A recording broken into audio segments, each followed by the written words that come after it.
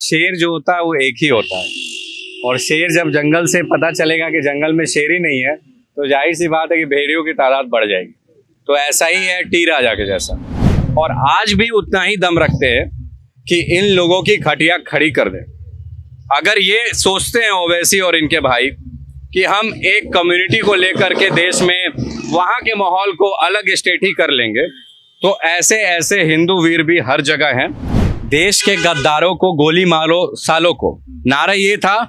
अब क्या हो गया, वहां के टोपी पहन के क्या बोल रहे हैं, देश के आरएसएस वालों को गोली मारो सालों को। आरएसएस कोई आतंकवादी की पार्टी है या फिर आतंकवादियों का संगठन है? इस देश में आतंकवादियों को गोली नहीं मारेंगे तो अब क्या मारेंगे? उनको बैठा करके घर में फ्लैट देंगे क्या, या फिर घर में खाना खिलाएंगे? रोहिंग्या बसाने का काम वेस्ट बंगाल से हो रहा है। इतना ही ताकत है तो वेस्ट बंगाल में जाके गोली मार लीजिए ना।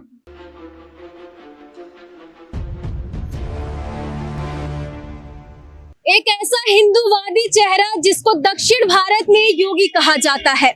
जी हाँ, वो अकेले ही सबके लिए काफी है। अगर वो बाहर घूमता है तो सबकी नींद और चैन हराम हो जाती है। जी हाँ, वो कोई और नहीं बल्कि हम बात कर रहे हैं टी राजा सिंह की। उनके बारे में और खास जानकारी प्राप्त करेंगे यशराज जी से, और हाल ही में टी राजा सिंह क्यों चर्चाओं में बने हुए हैं उस मुद्दे पर भी सीधे यशराज जी से बातचीत करने के लिए जुड़ते हैं। स्वागत है आपका सस्तक में। Thank you. पहला सवाल मैं आपसे करूंगी कि टी राजा सिंह अगर बाहर घूमते हैं, रहते हैं, तो जो ओवैसी है हमेशा वो चर्चाओं में रहते हैं, उनकी चैन और नींद उड़ जाती है। लेकिन वही टी राजा सिंह अगर जेल में 5 मिनट के लिए, आधे घंटे के लिए चले जाते हैं तो वही ओवैसी पूरा चैन की नींद लेने लगते हैं। आखिर क्यों? देखिए, शेर जो होता है वो एक ही होता है, और शेर जब जंगल से पता चलेगा कि जंगल में शेर ही नहीं है तो जाहिर सी बात है कि भेड़ियों की तादाद बढ़ जाएगी। तो ऐसा ही है टी राजा के जैसा। ये एक सिंगल ऐसे फेस हैं इन्हीं के कंस्टिट्यूएंसी में। वहीं पर जब ये आदमी बोलता है ओवैसी, इसके भाई साहब जब हमारे राम को, हमारी दुर्गा को, हमारे पूरे देश में तरह तरह के देवी देवताओं का प्रकरण जब आप देखेंगे, कमेंट मारते थे, पूरे देश में माहौल बनाया, तो एक सिंगल ऐसा व्यक्ति है जो टी राजा खड़ा हुआ और इसके भाई को और इसको जवाब दिया, और बाद में अपने कॉन्स्टिट्यूएंसी से बहुत अच्छा जीत भी हासिल किए। और आज भी उतना ही दम रखते हैं कि इन लोगों की खटिया खड़ी कर दें। अगर ये सोचते हैं ओवैसी और इनके भाई कि हम एक कम्युनिटी को लेकर के देश में वहाँ के माहौल को अलग स्टेट ही कर लेंगे, तो ऐसे ऐसे हिंदू वीर भी हर जगह हैं जो अकेले दम पर अपने पूरे पीछे साम्राज्य को लेकर के पूरे देश के लिए कार्य कर सकते हैं। ऐसे है कि अगर टी राजा गिरफ्तार होते हैं तो उनको ट्विटर के माध्यम से ये जानकारी लोगों तक पहुंचाते हैं, लेकिन अगर ओवैसी के कोई भी नेता जेल में जाते हैं तो बड़े बड़े नेताओं को पीछे लगा देते हैं बाहर निकालने के लिए। इस देश में जाहिर सी बात है कि जो पार्टियां हैं उसके कोई विधायक या एमपी जो उसकी पार्टी है, जो एक कम्युनिटी बेसिस पे काम करती है, जो सिर्फ और सिर्फ एक एंटी हिंदुइज्म पे काम करती है, एंटी नेशनलिज्म पे भी काम करती है।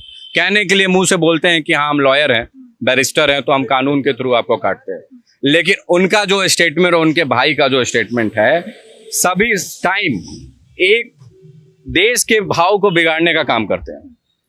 तो जाहिर सी बात है कि ये बंदा तो उस संख्या को तो प्राप्त जरूर करेगा ताकि देश में दंगे हो, हम कुछ बोलें तो रिएक्शन हो, इस तरह। ऐसा ही तो बोलते हैं, हर जगह ऐसा ही बोलते हैं। जब इलेक्शन होगा जाकर के इनका स्टेटमेंट सुन लीजिए।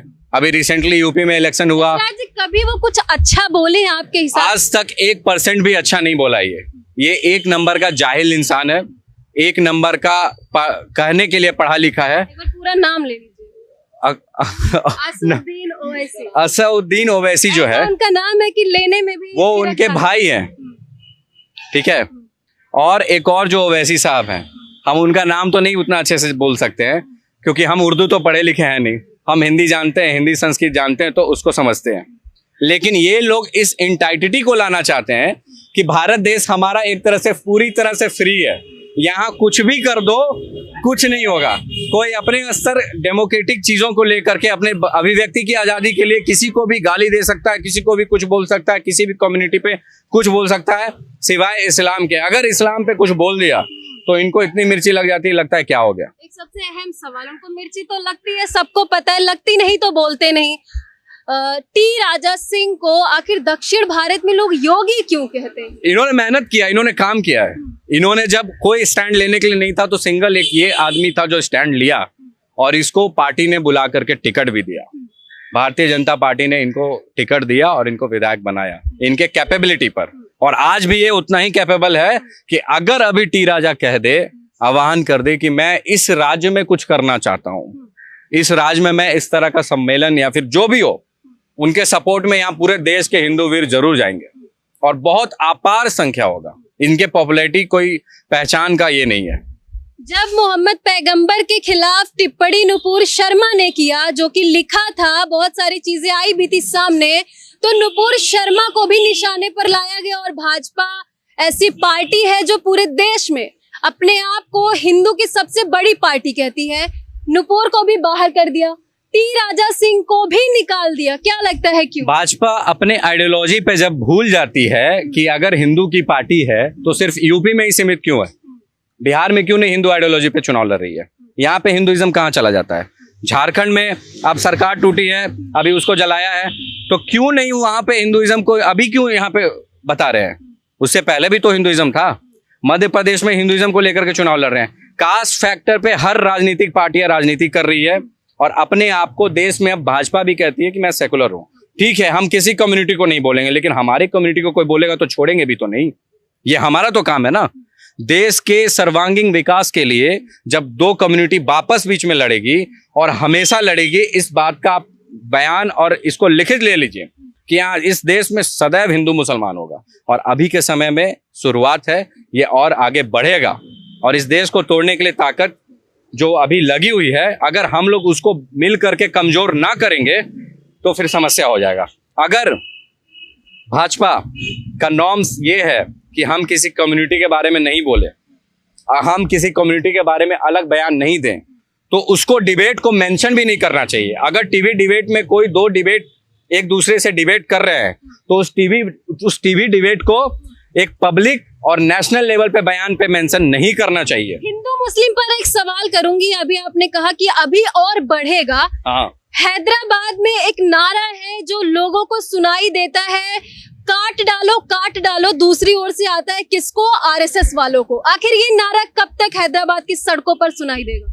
देश के गद्दारों को गोली मारो सालों को, नारा ये था। अब क्या हो गया? वहां के टोपी पहन के क्या बोल रहे हैं? देश के आरएसएस वालों को गोली मारो सालों को। आरएसएस कोई आतंकवादी की पार्टी है या फिर आतंकवादियों का संगठन है? एक समस्त राष्ट्र हित के लिए एक संगठन कार्य कर रहा है। आरएसएस के बाद भी बहुत सारे संगठन काम कर रहे हैं। इनको आरएसएस से समस्या क्या है?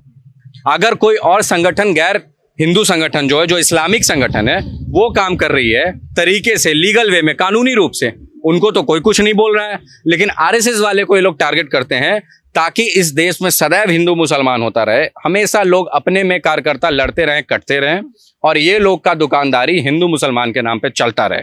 ये पॉइंट है। टी राजा सिंह विवादों में घिरे हुए हैं और वहीं एक सवाल उनसे रिलेटेड करूंगी। वो खुल के कहते हैं कि भारत देश से बांग्लादेशियों और रोहिंग्यों को निकालो, नहीं तो उन्हें गोली मारो। इस पर आपकी राय जानूंगी, किस हद तक सही है? देखिए, देश का बंटवारा धर्म के आधार पर हुआ, ठीक है। जब धर्म के आधार पर हुआ तो इसको रोकने वाले तो कोई थे नहीं।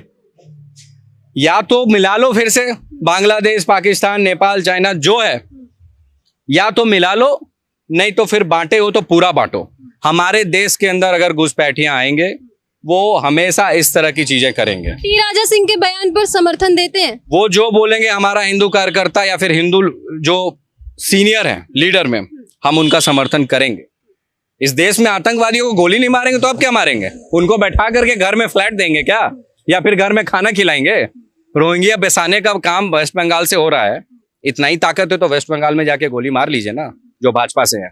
क्यों नहीं चुनाव वहां पे, जब कार्यकर्ता हार गए, क्यों नहीं जाके वहां पर कुछ कर लिए?